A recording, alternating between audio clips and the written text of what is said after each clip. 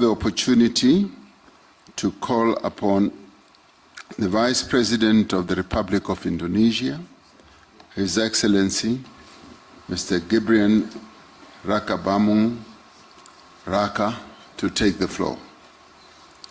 Your Excellency, President Ramaphosa, Excellencies, leaders of G20 countries, let me begin by conveying warm greetings from President Prabowo to President Ramaphosa.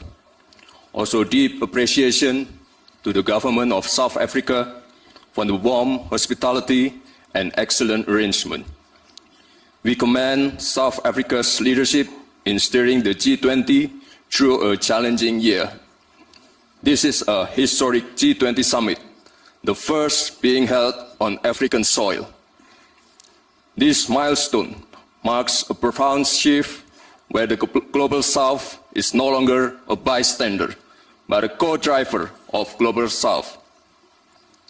Excellencies, Indonesia believes that global growth must not only be strong, but also fair and inclusive to uplift each and every nation. Indonesia welcomes the G20's focus on sustainable finance, yet ambition must go further to close gaps and to pursue adaptation, mitigation, and transition that is just and fair. The world needs financing that is more accessible, predictable, and equal, especially for developing nations, through debt relief, innovative financing, blended finance, and green transition mechanism. Indonesia allocates more than half of our national climate budget, around $2.5 billion annually, to support green MSMEs, agricultural insurance, and climate resilient infrastructure. Indonesia also promotes financial inclusion. Our national CRIS digital payment system demonstrates how a simple and a low-cost digital solution can push participation in the economy and minimize inequality.